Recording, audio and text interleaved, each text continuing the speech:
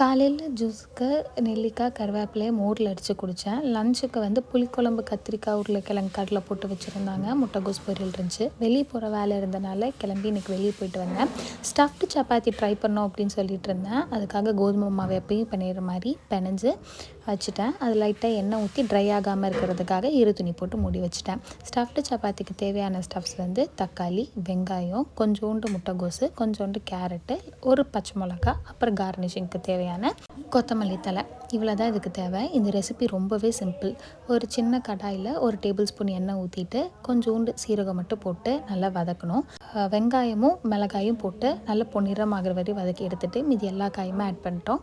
Add பண்ணி அது கொஞ்சம் பச்சை வாடை போகிற அளவுக்கு மட்டும் வதக்கணும். வதக்கிட்டு இதுக்கு தேவையான மசாலா வந்து 1 டீஸ்பூன் மிளகாத்தூள், தேவையான அளவு உப்பு, 1 டீஸ்பூன் கரம் மசாலா. காரம் நல்லா சாப்பிடுவீங்கன்னா இன்னும் கொஞ்சம் மிளகாத்தூள் மட்டும் ஆட் பண்ணிக்கணும். இது இந்த சைட் போட்டு சாட் பண்ணுறதுக்குள்ளே இந்த பக்கம் இன்னொரு தோசைக்கல்லை வச்சு அதில் வந்து சப்பாத்தி போட்டு எடுத்துடலாம், ஒரு பக்கம் மட்டும். இது நல்லா வதங்கினோன்னையும் முட்டை ஒன்று உடச்சி ஊற்றி நல்லா ட்ரை ஆகாமல் லைட்டாக அந்த கொலன்னு இருக்கிற வழி மட்டும் பண்ணிட்டு அந்த சப்பாத்தி ஷேப்புக்கு அதை அப்படியே வச்சுக்கணும். ஒரு பக்கம் டோஸ்ட் பண்ணியிருக்க சப்பாத்தி எடுத்து இந்த பக்கம் போட்டு நல்லா இதை அமுக்கணும். இது ஒன்று தான் இதில் கீ பாயிண்ட்டு. நல்லா இதை அமுக்கும் போது அந்த முட்டையில் இருக்க அந்த ஈரப்பதத்துக்கு இது ஒட்டிக்கும். சூப்பரான ஸ்டஃப்ட் சப்பாத்தி இப்படி தான் ரெடி ஆச்சு.